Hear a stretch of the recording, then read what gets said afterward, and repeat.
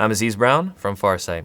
Before I go on, let's recap what happened with our last human news forecast. To do that, let's break from the mold and bring on Dr. Courtney Brown. Dad, welcome to the show. Perhaps you can also give us a peek at the next major mysteries project as well. All right, Aziz, thanks so much for having me on your show. So, actually, why don't I start off backwards, forwards? So why don't I start off with the next great mysteries project that we're going to be coming out with in January 2023, and then I want to mention a couple other things if you don't mind, and then we'll get to the review of what happened in December. Is that okay? Sounds great.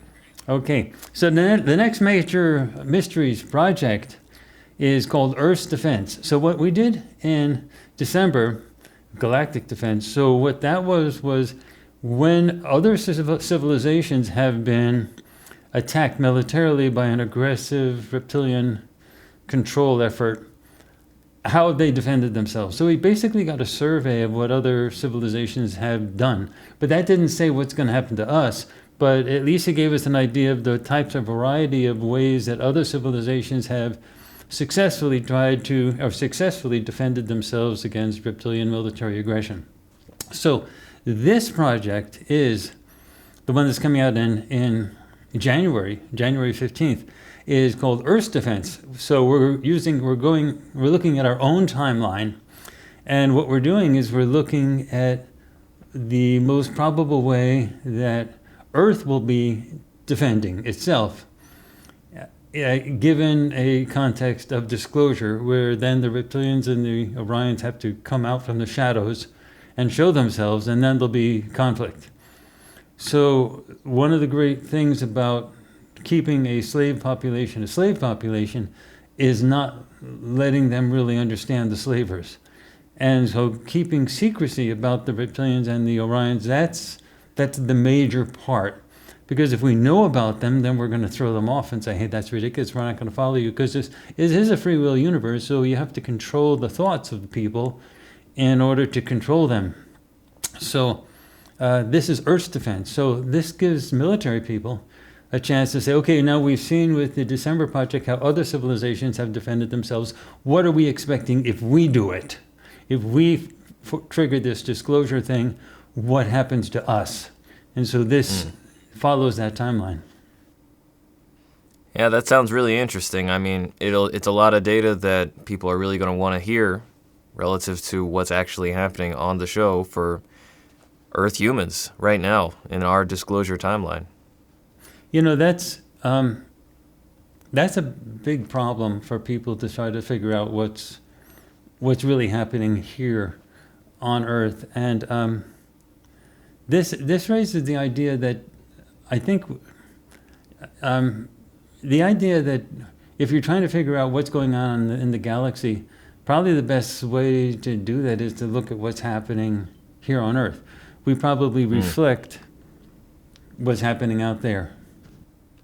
Yeah, there's a big as above, so below idea that's prevalent probably throughout the galactic drama that's in our neighborhood of the galaxy and whatever we're seeing around here. I mean, we've already seen a lot of evidence of that with the human trafficking that we've seen in the galaxy, not just on Earth, but that's all paralleled with greater extremes in an intergalactic setting. You know, that's really weird. The amount of human trafficking for all types of purposes here on Earth is just outrageous. I mean, they had a whole bunch of news articles just recently about human trafficking in Cambodia, where people, young people throughout Asia, are being lured into Cambodia to work as telephone operators, to call people up in the United States and Europe and to trick them into giving them money for various scams and various reasons. So they need a lot of telephone operators. And we always think of human traffickers in terms of like sexual exploitation, and certainly that's huge.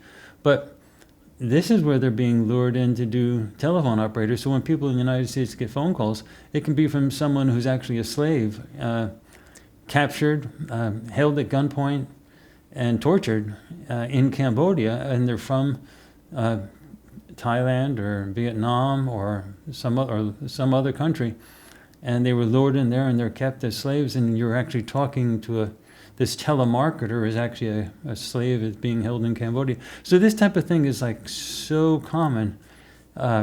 Trafficking, and people sort of say, well, why is that such a big thing? Well, look at Earth. I mean, it's in every possible realm that you can imagine, not just sexual stuff, but there's human trafficking. So human trafficking and trafficking of all types must be one of the biggest criminal type of operations that happens in the whole galaxy.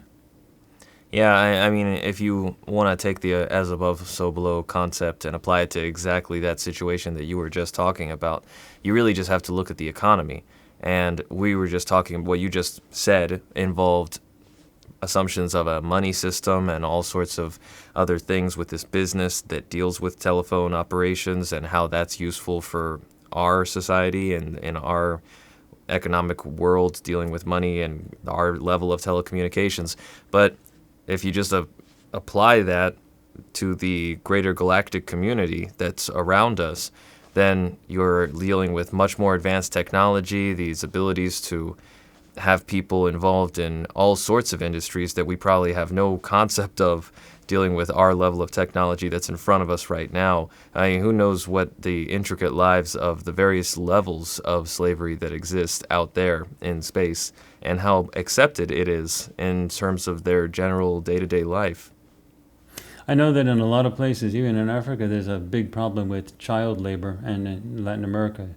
And so child labor is a form of slavery because they're not old enough to object or to choose an occupation of any type. So if you have people 10 years old working in mines or anything, or in the fields or whatever, I think that's just another form of exploitation. So we must assume that type of thing happens throughout the galaxy. That's as above, so below.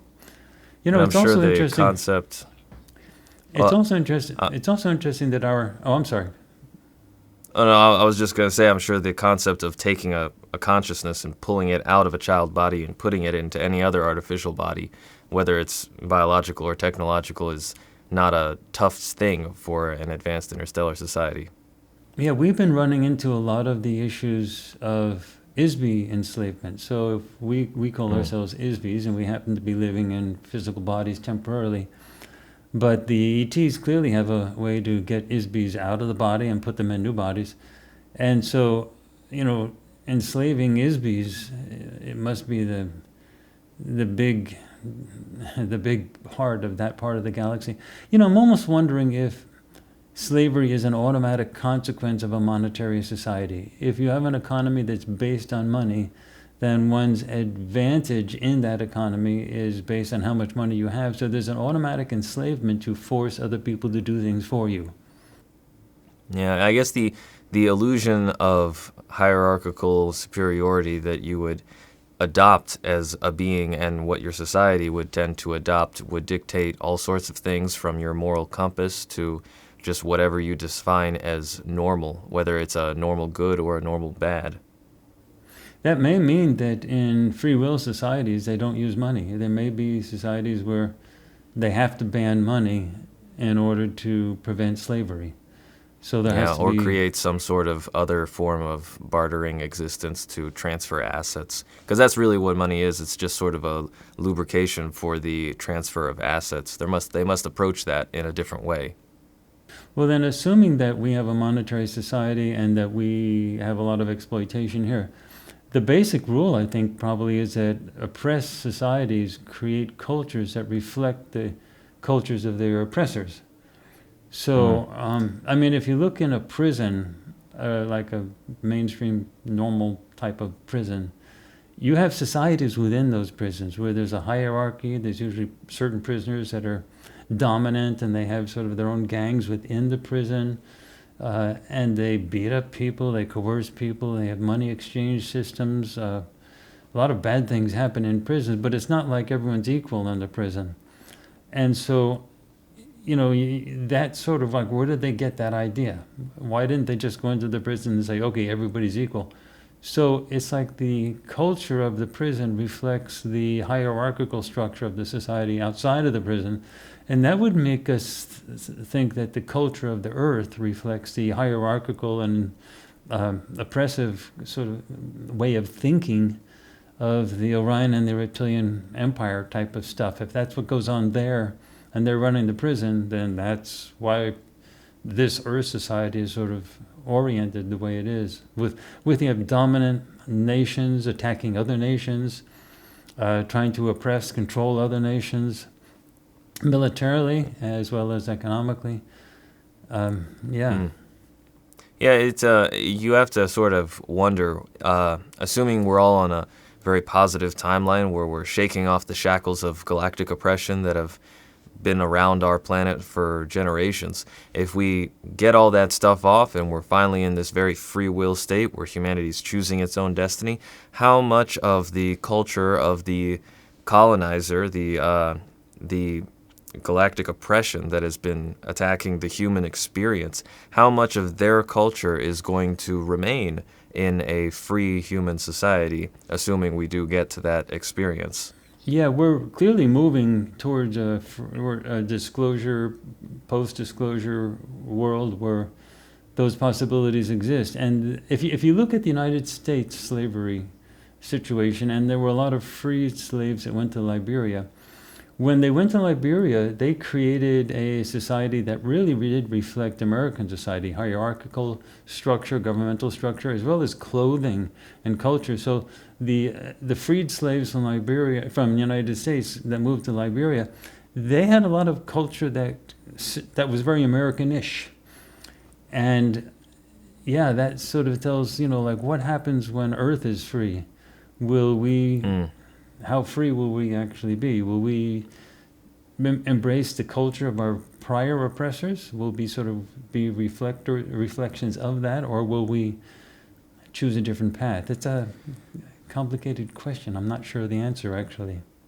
Yeah, it's you could make the argument that this is one of the reasons why psychic abilities are so important, because as you develop yourself as a non-linear experience, a non-linear being, you begin to sort of see more aspects of yourself as valid aspects of who you identify yourself to be from previous lifetimes or just your memories of not being in your birth to death human linear experience, or just being a remote viewer and being able to astral travel or being able to see whatever else is going on in the galaxy. You begin to see yourself as a bit more of an expanded being, and that's probably why this topic in general has been so attacked, because if you can liberate the mind, then you liberate your behaviors, you liberate the way that you identify with how you see yourself, your society, your community. And the worry, I guess, from an oppressor standpoint is that the pill of subjugation becomes harder and harder to swallow when you remember things that would be relatively free and other societies that you've experienced prior to this one. Yeah, actually, it's so great you're interested. You mentioned that thing about developing our own psychic abilities, being able to perceive what other cultures do that don't have this slavery mentality. That would be the only way to get the human experience out of its current psychological setup, by seeing what other cultures do. And there's really no way to do that, other than physically going to these places and being a tourist. So really, it's got to be a psychological, perceptual type of thing that happens. And it's not just remote viewing, but I guess we might just talk about some of the things that we're planning, but because that actually leads into the idea of how to get the psychic perceptual stuff out to the mainstream, even if everyone's not a remote viewer. Yeah, even if psychic abilities were widely accepted in society, you would probably find a lot of offshoots of this interpreting them in however their own paradigms really are, whether that be a religious paradigm or a more scientific paradigm. It really would just happen in whatever idea construct, what their mental environment of any individual would have prior to the inception of this new data, that, hey, these psychic abilities, your imagination, all of these things, they hold more weight than you may have once thought before. So it's there's probably going to be a unique chart of how the future evolution of individuals and by that greater extent the macro level of the society is going to be as this flower of secrecy sort of devolves into an open society. I think we're fundamentally going to continue to have different segments within the Earth's population. Some are going to be more authoritarian oriented and some will be more free will oriented. But the free will part has to be developed in order to be a counterweight to the authoritarian side. Which brings us, to what we're going to do for Farsight to help push this along. 2023, we're heading into 2023. Yeah, 2023 will be a different year. It'll be big. Yeah, actually, at Farsight, we're going to call this a new thing. We're going to call this the year of verification. So 2023 is going to be the year of verification. Now, with our show, like with ET News, a lot of people have noticed that there wasn't a lot of verification on that particular show. We do have verification on our other shows. All of our other shows have some level of verification. Even our mysteries have elements that are verifiable, that have to be included. They have to be gotten by the remote viewers by themselves. However, ET News doesn't have that or didn't have that, and that's going to change because we're going to be really focusing on verification. And one of the things we're going to be doing is, and it'll affect everything, including all of our other shows and a couple new things, is that we're going to start working with videos big time. So that are going to be videos of UFOs and possibly actually living, standing extraterrestrials. So things that normally are invisible for the human eye to see. We've got special cameras that are special equipment, a lot of tech equipment. And so we've got a lot of stuff we're going to be expanding into so that we can remove this veil of invisibility on things so people can actually see it. And we are going to be showing how we do it. So the videos are going to be really big. Now it's going to blend into ET News. Some of the targets that are going to be addressed with ET News will be targets that we have photographed, that we have video recorded. So we're going to have verifiable video recordings of something, and the sessions ET News will be those things and where those things came from, the societies they came from, things like that. So we're going to have verifiable stuff associated with it. And there's going to be a new show. This will be new for the audience to hear. There's going to be a new show that's going to be hosted by Intysam, where she's going to be focusing just on video recordings that we do. And video recordings are going to be analyzed by technical analysts that we have, who's going to be participating. And these are really super technical analysts. And with regard to being able to estimate the size and the speed of the UFOs and things like that. So we're going to be bringing in the videos, but also analyzing with a video with a technical analyst who has a spectacular reputation. So that's going to be a big change in the year of verification. Yeah, it's very important for everyone to see that they can find practical, concrete, verifiable data that's in this new field. Well, not really a new field, but this hidden field that has sort of been oppressed from the minds of many humans for far too long. So we can finally conceive of a free future and walk steadily towards a practical way to getting there. Yeah, and you've actually seen some of the equipment. Why don't you tell people what you've seen that we're putting together? Well, no, it's impressive camera work and getting different. It's really just the visual spectrum and trying to make sure that we can have lenses and camera technology that can see wider ranges than the visual spectrum, just so we can be able to perceive light frequencies that are beyond what our biological eyes are supposedly, according to mainstream science, able to only see. So using some, it's like adding a cybernetic sense, another sense by having this tool that can act as another eye for us that we interpret with computer software and other things. So it'll be exciting. I have high hopes for what happens. I don't want to put too much out there right now when we don't have any actual videos yet, but I am very excited for the amount of investment that has been put into the technology. Yeah, but we have seen the method that we're doing demonstrated. So we have seen it, and so we do know Mm. it works. But we're adding special things to all of that, including a telescope and all types of interesting things. Anyway, let me just mention just something else. We're going to do a couple of other shows that are going to start appearing. And this one may appear as early as February, maybe January if the weather is good enough. And that'll be motorcycle diaries. That's going to be one with myself. I ride around on a motorcycle, as you know, your whole life you've seen me riding around motorcycles. And I have thoughts that happen on the motorcycle that I don't really have anywhere else. The motorcycle, I'm sort of distracted by looking at the stuff around that's passing me. And then there's thoughts that I have about what we're doing while I'm being distracted by all of this stuff. It's almost like the motorcycle ride is like an ideogram. And it's like my mind is free to sort of go out and think of these other things. And so I have thoughts, and so I'm going to be talking about these thoughts that I have about Farsight, the future of Earth, the future of us, the future of what we do, while I'm on the motorcycle. I know those are going to be motorcycle diaries. The other thing is, and you and I were talking about this in the kitchen the other day. It was so great you were able to come back and visit during the holidays. But is about dreams. Dreams have been a huge part of guiding Farsight. When we do remote viewing, somebody has to write a target, and we get that information for the tasker who wrote the target. But that doesn't give us information about ourselves and what we should do. And one of the key things has been how we should develop Farsight. And so dreams have been a way that we have used for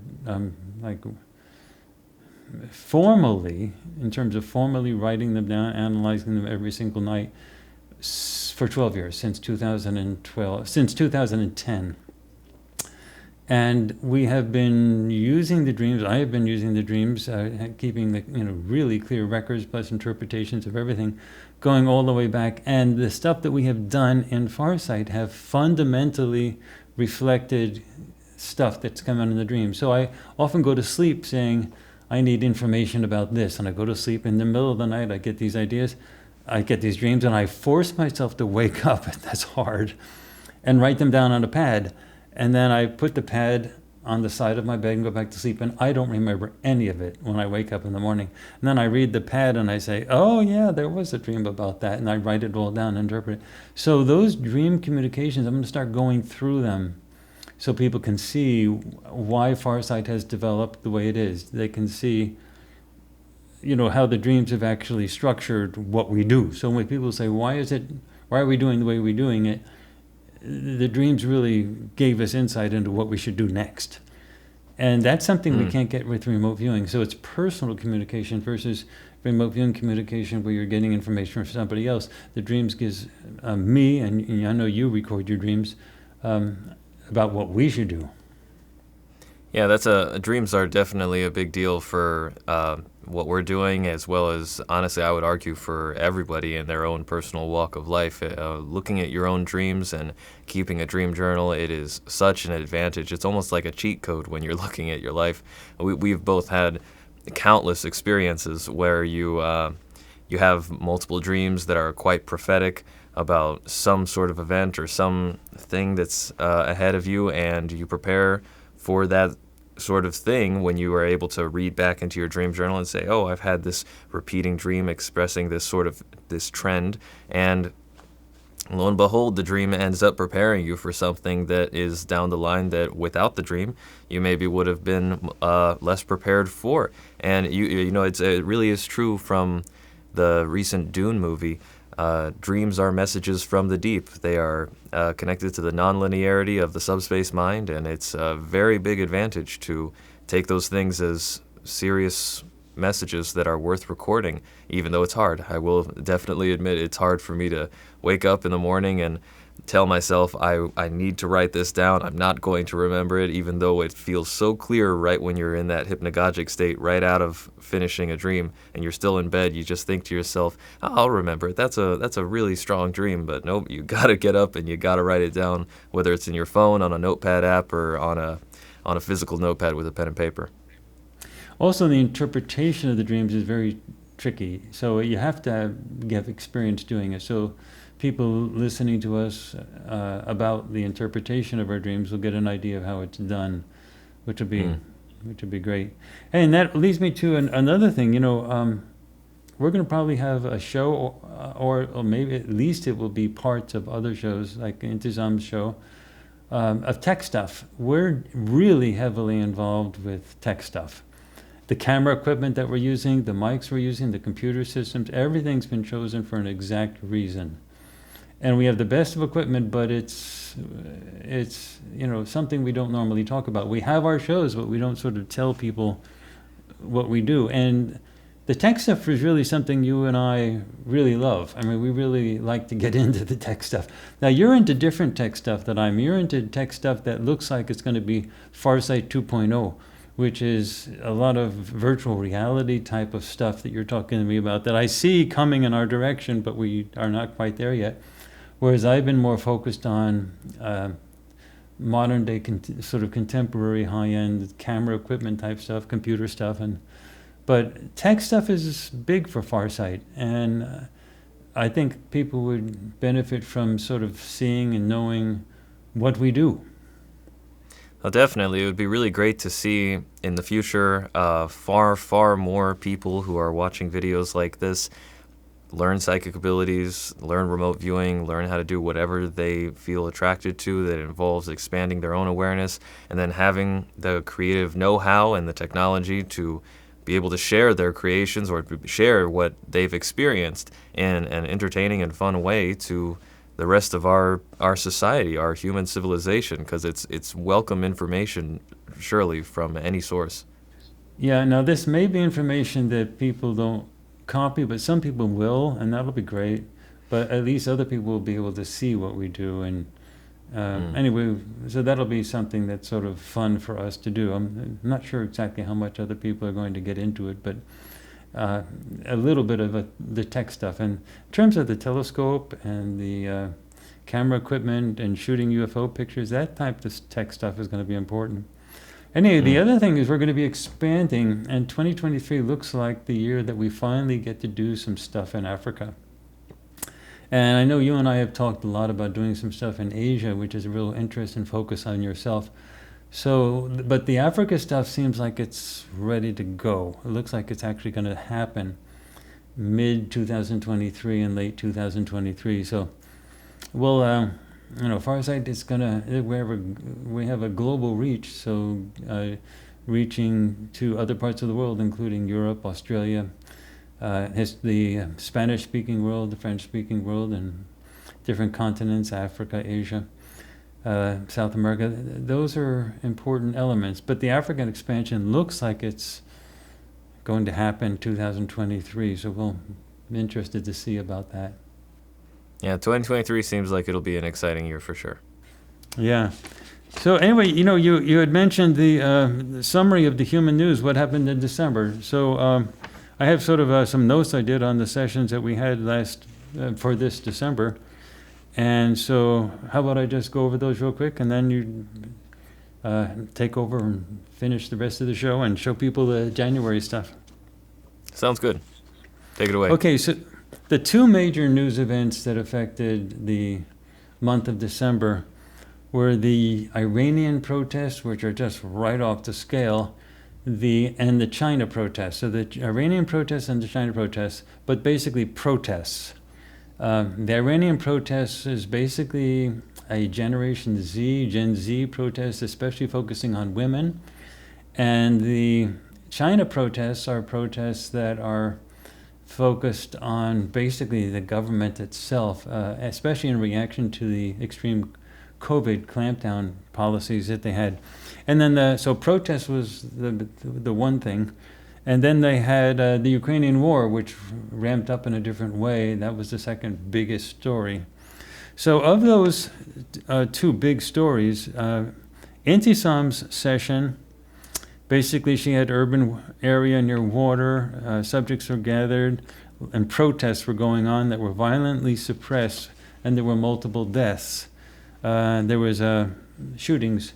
So that really did reflect, especially what happened and is still happening actually in Iran.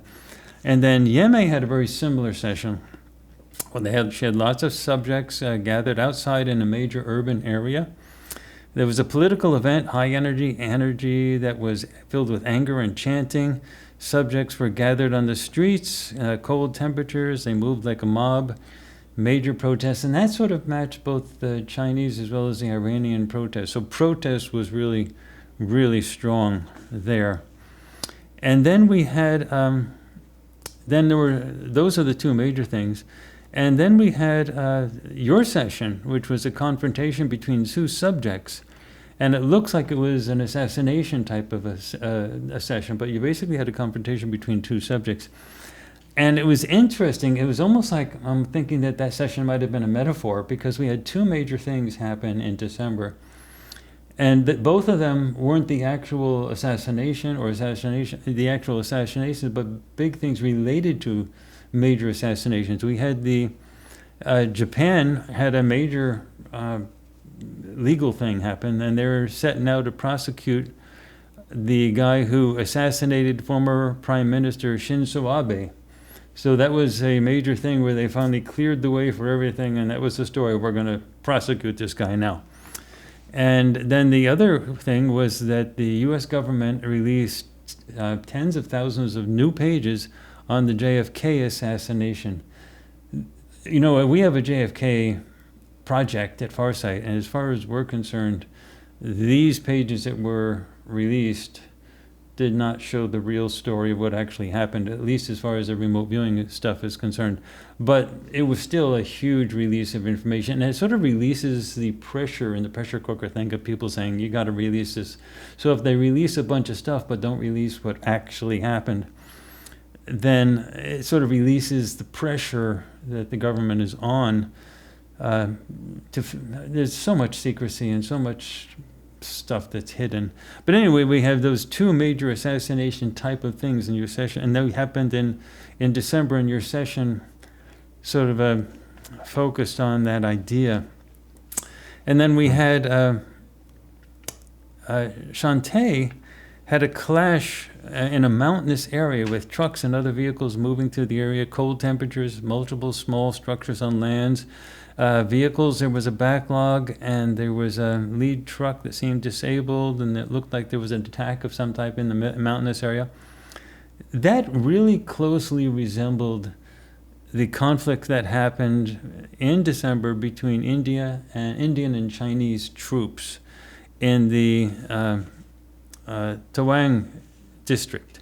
So there's a district in India where there's disputed areas between India and China, and there was a very serious conflict, and a whole bunch of people got wounded between the Indian and Chinese troops. And we don't always get that reported so heavily in the United States, but that was a pretty big incident between India and China, in that district near the Indian-Chinese border. Anyway, her session really reflected that an awful lot. And then the last thing was Kamaya's session. She had an urban area near water. An event seems to occur on the water or right near the water, and it seemed like an airborne attack of one or more things on one or more water vessels. And some type of a non-surface structure was involved, some type of a planned attack. I'm not sure what that was exactly, but there's an awful lot of fighting and shooting, especially with airborne attacks with missiles coming from the planes in the Ukraine war. So that may have been one type of element of that war that's been going on. That we don't get always the news of the specific events that are going on in the war, but there's a lot of stuff that's going on in the war, and the types of weapons that are used, a missile being shot out from the plane.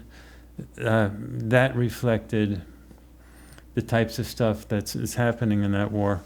Anyway, but the big sessions were for protests, and the protests for in Iran and China were really dominant, and then the Iranian stuff was there. So it looked like we had a good month for covering the types of stuff that appear, that did appear in December.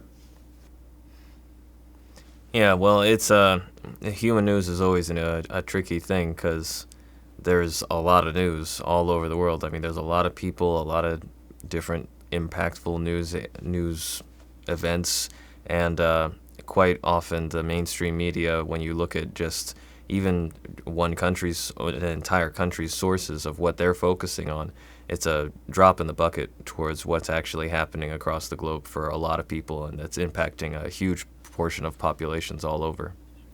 That's a big deal. I mean, I remember when you come back and tell me about stuff that's going on in Asia. I had no idea that kind of stuff was going on in Asia, and you're telling me what's going on in Japan and Thailand because you're there, or in Korea or China or whatever. And in Africa, when I go there, it's like United States is like a small story. They're interested in people there, are interested in what's happening there, and when I go there, it's like the whole news changes. It's like everything is different, and yeah. Before we go on to this month's forecast news sessions, let's reflect a moment to examine why we do these human news shows and everything else we do here at Farsight every month. It is all about freedom, your freedom. You see, everyone, absolutely everyone, on any side of any conflict or cultural clash in history believes their side to be the good one.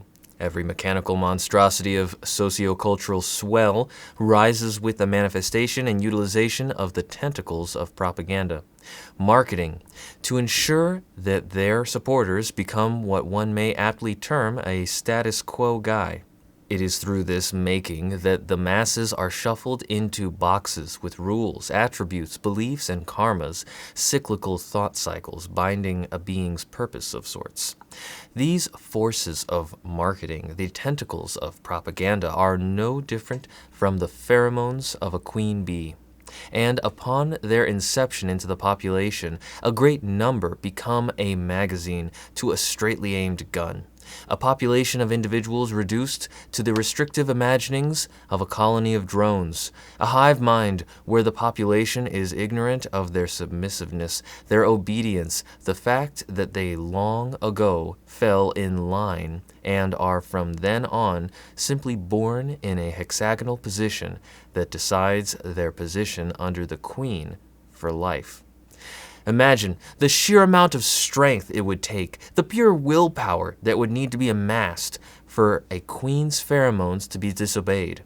For a simple drone, a worker bee, to think of itself as not so simple, to turn right as the colony strays left, and more importantly, to stay right. That bee, in its persistent state of defiance, is what one must aspire to when looking at the behemoth of power that is the monstrosity of the status quo. From this state, the cleverly laid tentacles begin to emerge all around you. You can see how they are meant to shuffle you into areas of living, behaviors of conformity, a normal life, a civil life, a life where your very imagination of what you can and cannot be is crafted and settled long before you were ever born. To delete the tentacles of propaganda from the world isn't the goal. They will always be there, but to evolve cognitively above them is.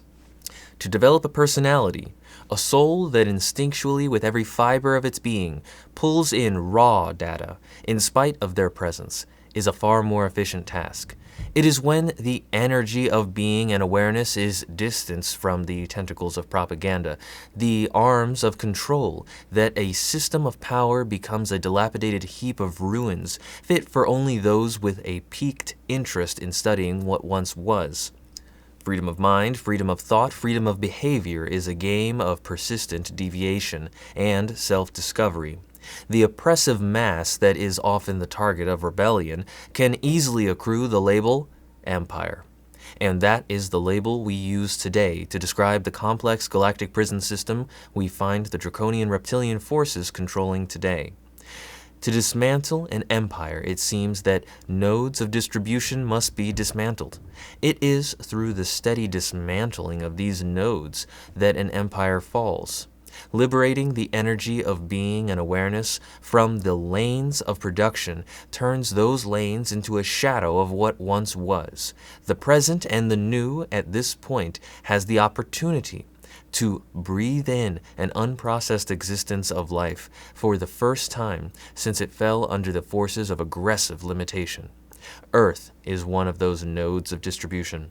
The program of liberation we see sprouting up across this planet, from civil protest to domestic and far-off lands, to disclosure stories about aliens, UFOs, and large-scale human trafficking rings of the worst sort, are a part of a collective measure to break the minds of a population away from their lanes of production. The lifestyles that promote clarity of mind and love bring those who have wrestled themselves away from their status quo life to the ever-present reality that they are beings of powerful creation themselves. That they need not drone on in a hive devoid of attention to their own self-interests, but they are here now with a beautiful opportunity to build a life free of constructs, free of shackles. Look around at the micro-level norms our human civilization is experiencing here and now. All crackdowns of oppression, big and small, all across the globe, are disguised as attempts to bring about order that is needed in countries. These encroachments on freedom are but a tiny fraction of the control and swift whip of discipline present in the greater galactic community. Nothing on this planet is as bad as it already is in some corners of the galactic empire. Just imagine it. Every atrocity you hear about on Earth, but then apply technological advances thousands of years beyond our own, coupled with psychic abilities and psionic feats almost unfathomable by normal human life on Earth. We, my friends, are stepping through a doorway, and we are not alone in that doorway's manifestation and understanding of its purpose. If a system is conceived of by a group of beings who value free will, that creates a doorway for a civilization to shake off its controlling authority and to choose to build a new society that does not act as a node of distribution for an empire that only seeks to keep them down and in line to produce, that empire becomes functionally weaker and smaller in scope and power. This is what is happening on our planet right now. The doorway is here. The challenge of choice is at the forefront of our minds right now. A choice that will ripple through the galaxy as a system that is proven to be able to break down the nodes of an empire. We now shift our energy of awareness off the lines of production and the tentacles of propaganda designed to bind us and distract us, so that our minds can do what they do best: create a new world, a better world, our world. Moving on, for those of you who want personalized instruction in remote viewing, Yeme Jeaneé and Intysam are teaching remote viewing both individually and in groups. Our methods are sufficiently complex that we use pre-printed templates for our sessions. Yeme and Intysam can work with you individually or in groups as you learn to use these methods. Our approaches address a wide range of applications that we do here at Farsight, including investment evaluations and forecasting. We do lots of stuff that nobody else does, and it's a big subject. But for those of you interested, Yeme and Intysam will show you how we do what we do. Be patient in learning any of our methods. Nothing that we do was learned in a day. Yeme Jeaneé will also be teaching courses in telepathy in January. So she is signing up students for those special topics now for those January courses. Also understand that when Yeme and Intysam teach remote viewing, no one at Farsight gets any financial benefit from this. Yeme and Intysam do this entirely on their own. Remember also that there is a large collection of instructional videos on farsightprime.com. So how do you hear about all of our activities that we do at Farsight so that you can participate and get the latest when they happen, including our live streams? To start with, we use our email list and YouTube to make our major event announcements. So there are two things that you need to do. First, you need to subscribe to our YouTube channel. And remember to click the notifications bell that appears after you subscribe. That is the only way YouTube will notify you about our new events, especially our live stream events. Just subscribing doesn't actually do anything. The notification bell is the important part, but that only notifies you about things that we release on YouTube. To be notified about the things that we release on farsightprime.com, which you can watch using our Apple and Android apps on the web and on your home TV, you need to subscribe to our free email newsletter found on our website at farsight.org. You can also allow your apps to notify you about our new releases on farsightprime.com. Be sure to do all three things. Subscribe to our YouTube channel, Farsight, and remember to click on the notifications bell, and then subscribe to our free email newsletter that you can find on our website, farsight.org. And finally, go to the settings of our app and allow it to give you notifications of our new releases on farsightprime.com. The links for YouTube and our newsletter are in the description area below this video, and the app is, well, it's on your phone. Those are how we announce what we do.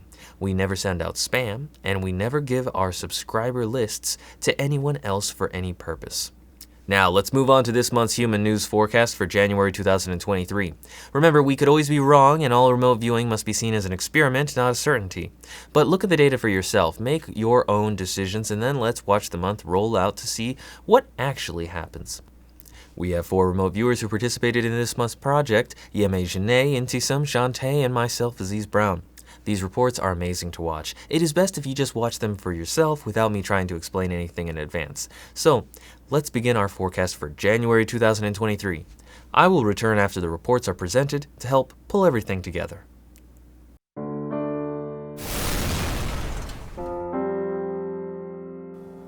Alright, for this target, I'm seeing irregular topography. There's lush green mountains, and there's also landscape that looks like it's layered, kind of like steps type of landscape, but also mountains.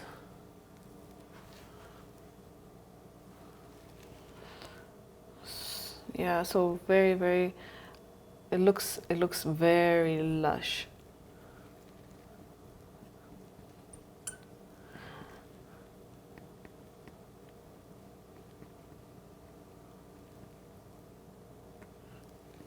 You know, all this very green. There's also water somewhere here. However, I'm not getting like it's extensive. If anything, when I come down here and I feel into the land, that's where I feel like it's kind of mushy. So there are also structures, however, they're not extensive. The structures are just like, they're just here and there, right? There's another color. So like on this, so I wouldn't call it a city by any means. If anything, I would say this is kind of like a village. And other ones down here.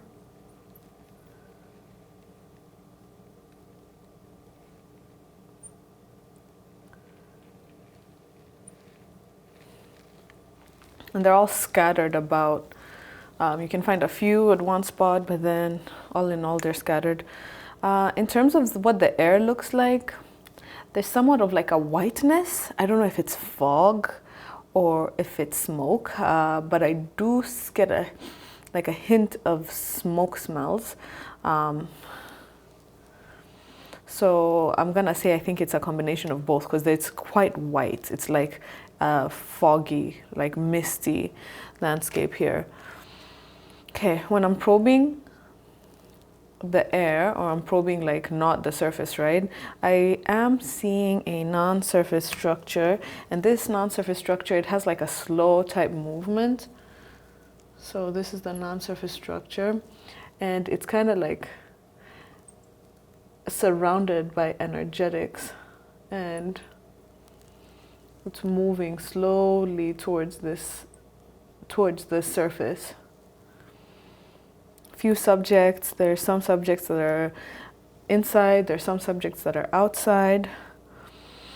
When I probe into what's the most dominant element here, it's the energetics.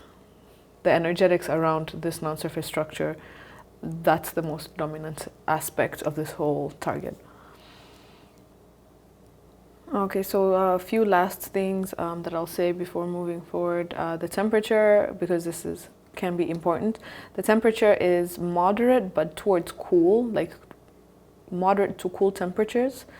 In terms of sound, it is quite loud here. It's kind of like there's loud, explosive type sounds, roaring.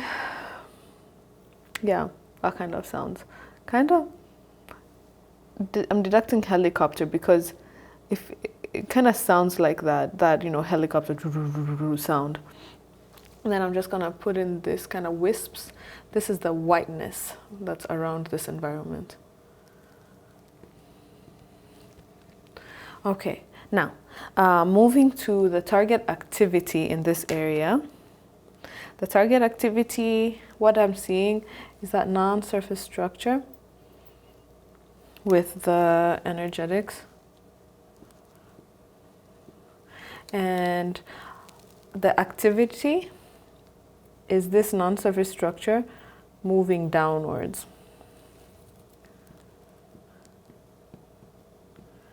Until finally, I can feel like now it feels like when I probe, there's no non-surface structure. Now it's on the structure. It's on the surface, sorry. So it ends up somewhere about here with the energetics, explosive burning energetics. All right, moving to target event. It's pretty much the same thing. The target event is surrounding this non-surface structure engulfed in something like energetics that then just moves kind of slowly all the way to the bottom. When I probe this non-surface structure, I'm getting a subject that's kind of dressed quite well, looks like formal attire. They have tan skin, and this is kind of like a suit type thing. So more or less, I'm seeing subjects that look kind of alike, kind of tan skin tone, formal attire. And these are the subjects that were inside this non-surface structure as it was engulfed and as it went from up on the sky all the way to down on the surface. That's all I have for this target.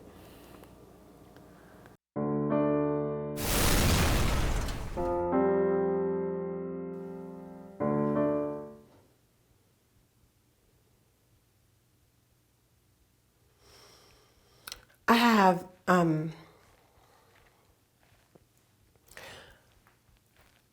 man-made land with some natural land and a few steep peaks. I've got water off here, land-water interface in this area. Man-made smells, I'm smelling. I see a lot of structures, city, with subjects just filling the streets, the road, the land.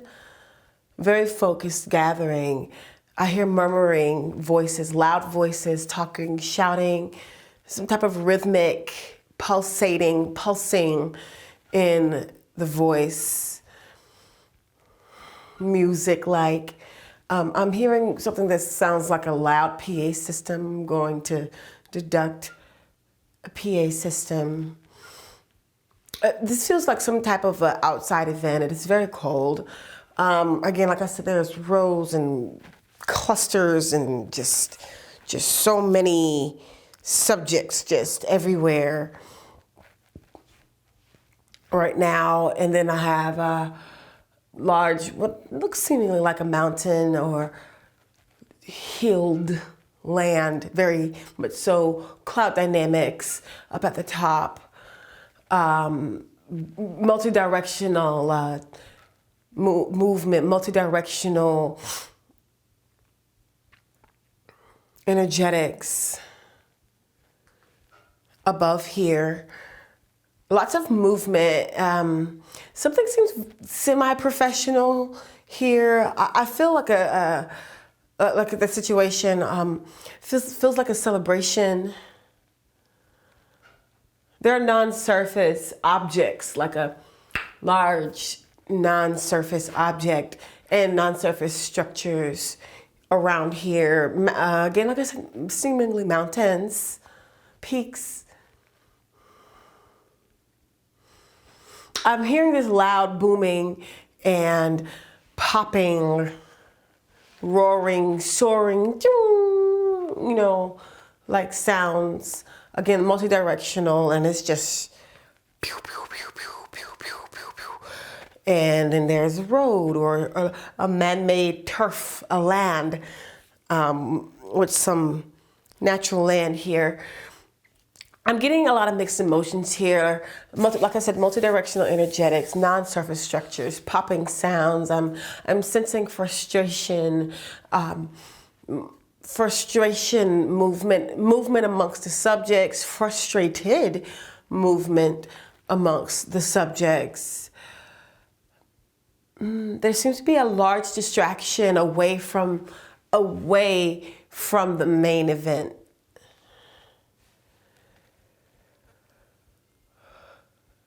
There's aggression, a form of disrespect, anger, some happiness, some satisfaction. There's a duality, triality, a lot of alities going on here, and it looks to me, it looks a lot to me like there is I'm going to call it a stage, I'm going to deduct stage, but there is a platform of some sort here, you know, like just off this way. So if it's facing here, there's like a platform, there's beings, there's subjects on either side there. And then there are just slew of subjects coming out, that spewing out this way. And on these sides,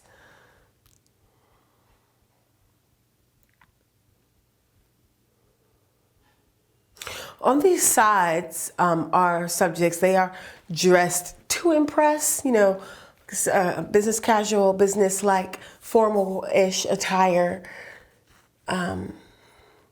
There's subjects in the middle, in the center as well. People posted in different stations. Extreme activity. It's like there's a moment where there is stillness and then there is chaos. I'm deducting fireworks. I'm deducting New Year's Eve. I'm deducting like presidential affairs.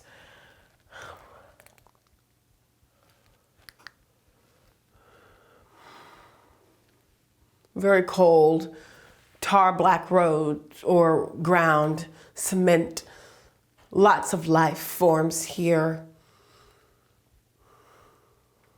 Rough against my feet, wet, also smoothness, like prickliness. It's not smooth, it's prickly. I can walk barefoot here without it being too annoying. And it's just a large city. And then there's all these different emotions with subjects, of their subjects, and some rudeness here and some sadness. And like I said, and then my multi-directional movement and energetics that are above us. And then there's this calmness. And then the exact opposite of calmness happening in this space.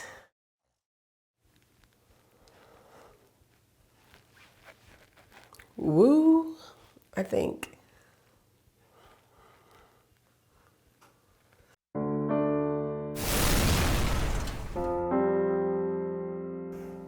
All right, so for my first visual, I'm seeing an urban area. Within this urban area, it looks like I'm seeing multiple subjects. However, some of the subjects seem like they're just walking. Other subjects seem like they are sort of huddled up against the wall, sort of like this, like that subject. Seems like there's roads. Just seems like this is all in an urban area. So, yeah, that seems like the gist of what this environment is sort of looking like. Okay. All right, so yeah, this is an urban area, lots of structures, big open road, and alongside this big road, it seems like there are not that many subjects. However, I do start to see, as I'm probing more, this caravan of, let me use this color, this caravan of dark attired subjects. And it's like they're all marching and they all have headgear on.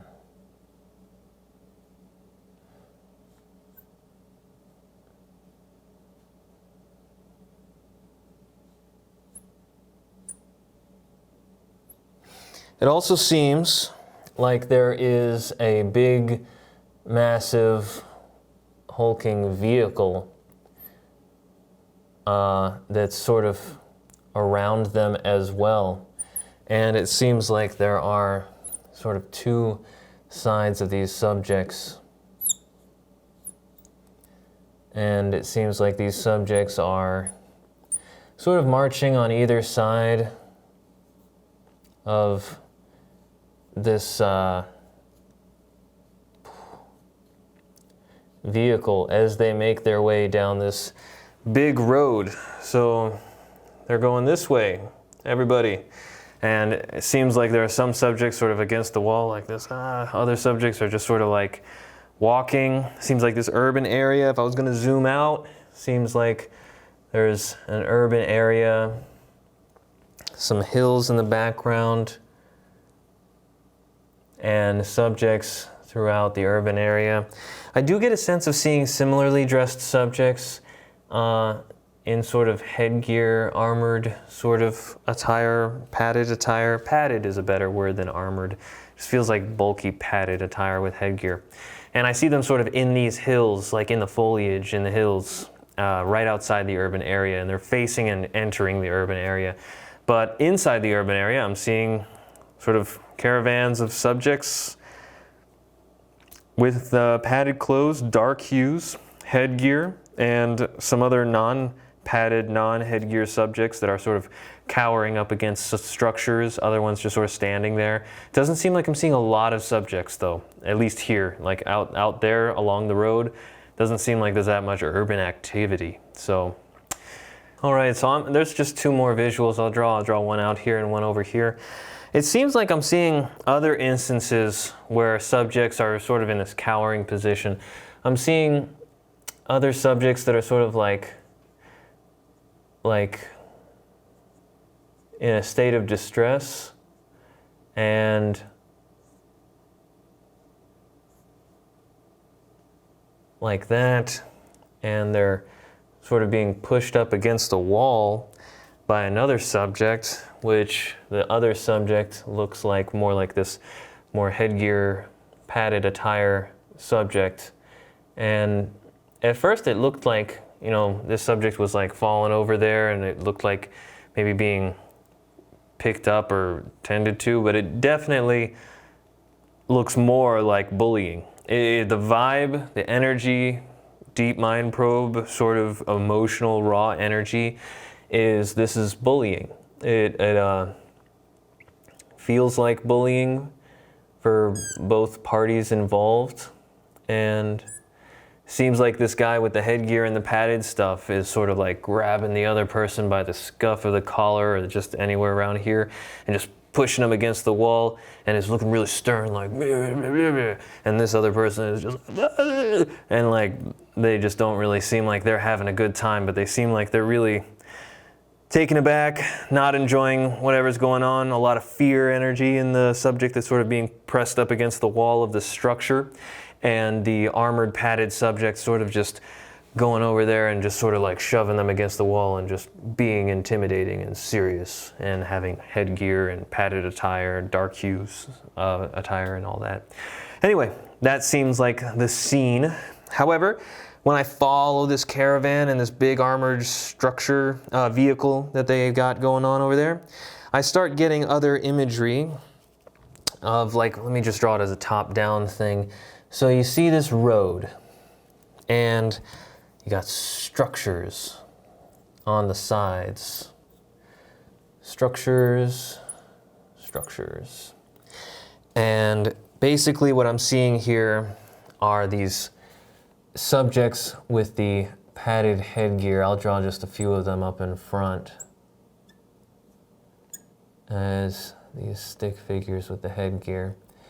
But there's a bunch. There's like at least a couple rows of these guys just standing there.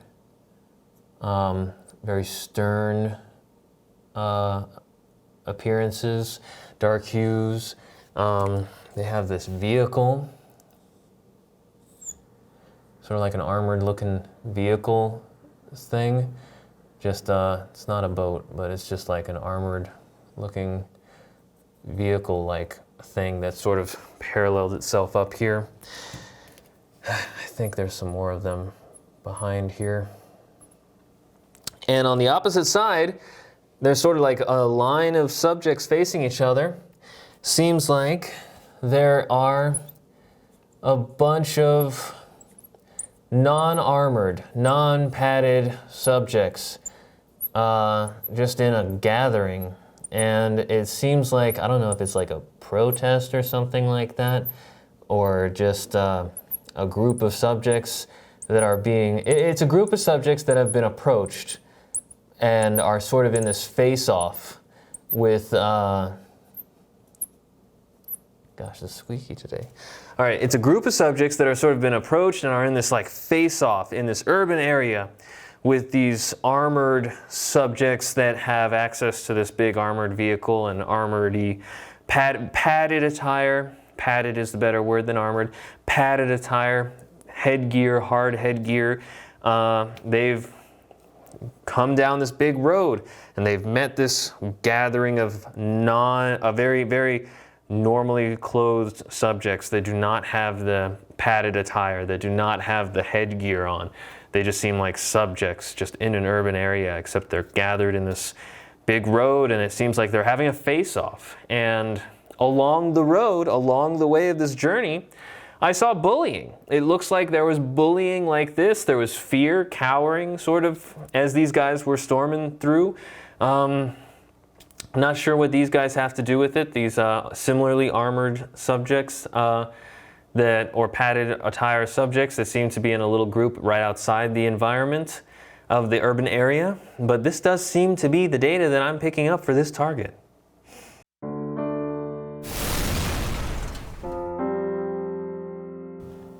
For my first visual, I have a base surface with level topography. I'm seeing extensive water here and like multiple different bodies of water. And I also have like a lot of natural land nearby. I'm not seeing a lot of foliage here. And I have like some movement in the water here, as well as like very warm temperatures. So for my next visual, it's seeing more of like an urban environment. There's still a lot of water nearby, like kind of separate bodies of water, but now I'm also seeing these clusters of multiple surface structures, as well as large crowds of subjects throughout like different areas here. Subjects like inside structures, very close to the water. This seems like a very loud, kind of chaotic environment. Yeah. So Right. So next I'm seeing, so at this, like just one structure that's kind of noticeable to me. It's like a large structure, like multiple levels to it, and there's this kind of like an area or like a platform where like there are a lot of subjects kind of standing below and outside of the structure. And it's a very crowded area with kind of like multi-directional movement, a lot of loud sounds, talking sounds, shouting sounds. Yeah, and I'm seeing like there's kind of 3 subjects here that are kind of standing out to me. One of these subjects seems to be like sitting down, and then there's 2 other subjects that are staying with that subject. And what seems like a lot of the other subjects here, they maybe notice these 3 subjects, but they aren't like really giving them, like paying them a second mind, I guess. But there's something that's just sticking out about these subjects to me.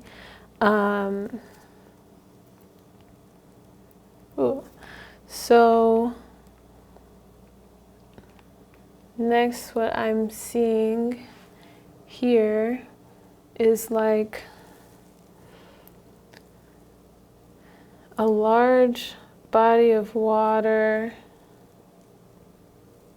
I will come back to these subjects, but I'm just quickly seeing kind of a large body of water, and I have a lot of these subjects here very close to the water, but also some subjects like in the water, like movement in the water, kind of like slow activity here. But I'm also getting some very strong smells, like unpleasant smells here, as well as some like thick clouds, like orangish hues of clouds very close to the base surface. So like some very bad smell, like unpleasant smells, pungent, like more man-made smells, not like a natural scent, but very unpleasant smell near this water that these subjects are like hanging out around. Yeah. So going back to these 3 subjects here. So I'm gonna, like this subject that's sitting down, I'll call him like subject A. That subject seems really like kind of prominent, but I have them, they're like sitting, and what looks like, I make a deduction that it's like a wheelchair, but they're just sitting in this chair. Looks like this, and they have, a lot of the subjects in general in this area are wearing like dark clothing, like black, looks like black. This subject appears to be wearing like black, and maybe like very dark hair or like something covering their head that's very dark, but this is a male subject and his face is like mostly covered, and wearing very dark black clothing. And let's see, so if I do, okay, I guess also the 2 subjects that I see near him is like, they look somewhat identical wearing, it's kind of like one long, maybe like dress or like robe type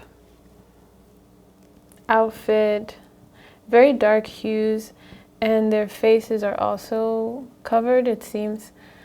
And these feel more like female subjects, and they are like very close.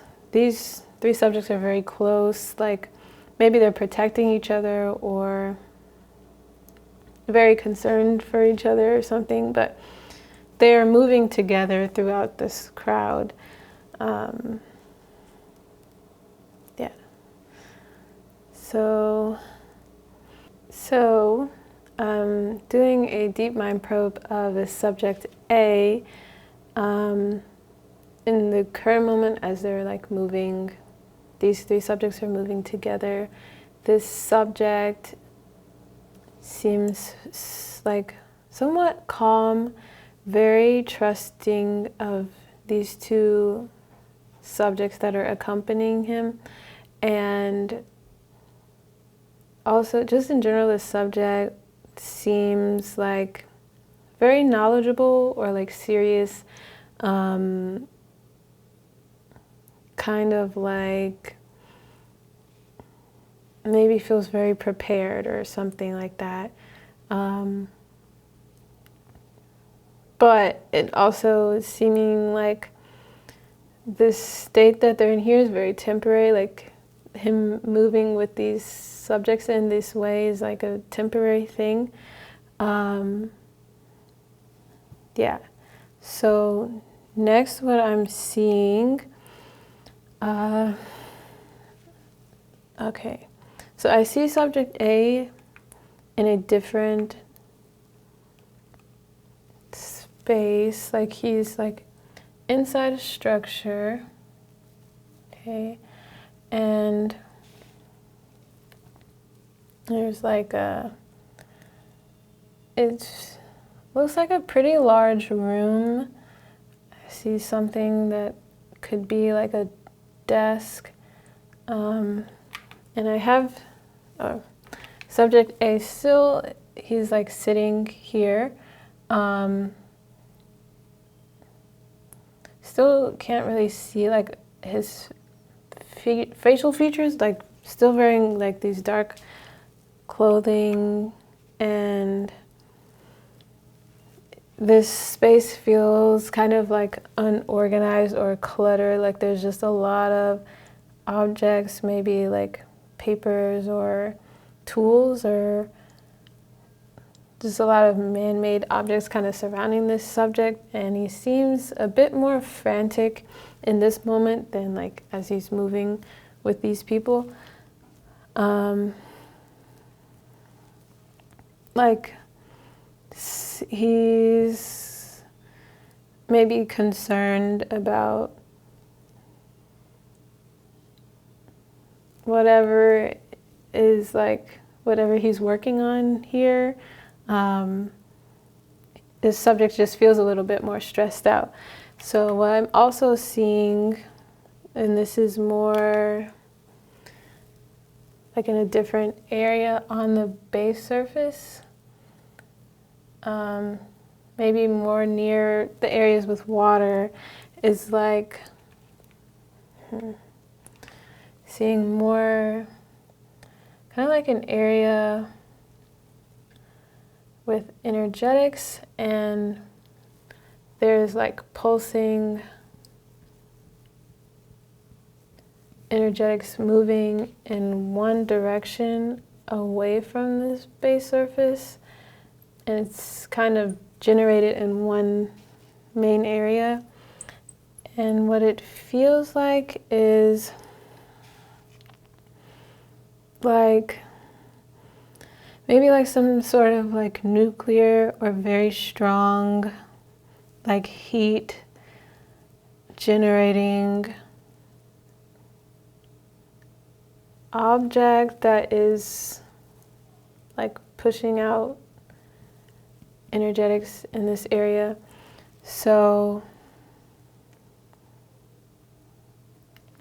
that's like the event that I have going on here in the base surface, and I see subject A here before this event happens, and then afterwards where I'm seeing subject A is like in a completely different place. It doesn't seem like it's near this like urban environment. It seems like maybe a more private space. Still see him like in a large or like near a large structure, and there are multiple subjects inside this structure, including these two subjects here. I see them, say that's them also inside this structure. And outside, I see subject A, and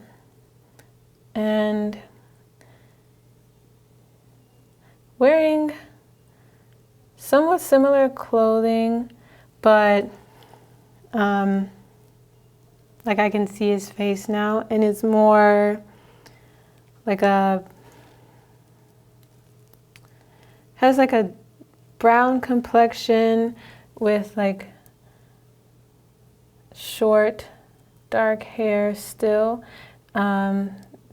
Does seem to have some age to him, like maybe around like 40s or 50, if I had to guess. And I see also a body of water. Okay, it looks like he's in the water, but he's not in the water. He's very close to this body of water. And compared to the water here, it just seems like a nicer, quieter area. Like I'm not getting that same unpleasant, just in general, unpleasant energy and smells and kind of chaotic feel in this area.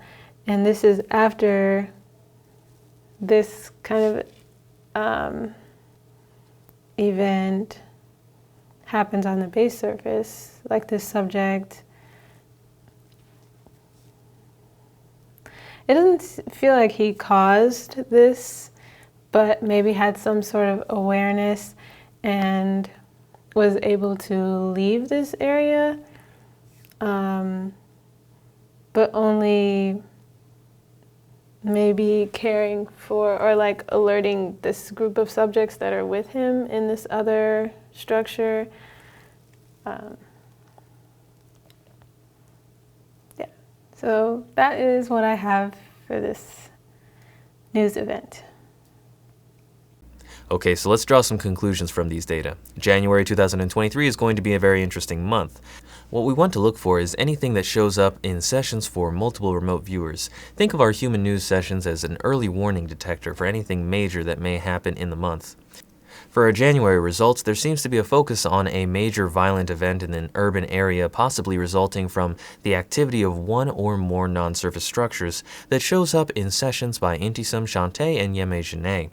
My own session focuses on what looks like a major protest in an urban area with conflicts between police and people in the streets. So all of this month's sessions involve open violence in one or more urban areas, so that is what we are expecting to be the major focus of January 2023. Trying to interpret these things into possible specific predictions, these sessions may be pointing to continued conflicts and protests in Iran, and also a continuation of the Russian bombardments of the Ukrainian cities. Again, these are possibilities in these sessions, not certainties. But still, an interesting month. Let's watch the month of January roll out and see what happens. So that is it for our January 2023 edition of Farsight's Human News, the news before it happens. Thank you for watching. Please also join us next month in February 2023 for another look into the future of Earth humans. Also on FarsightPrime.com, be sure to look out for our next major mysteries project, Earth's Defense. Our live stream events, the Farsight ET News, the next highly unusual intelligence briefing, more conversations with Harvey, as well as new Farsight Economic Forecasts. And remember, we do Farsight at Farsight.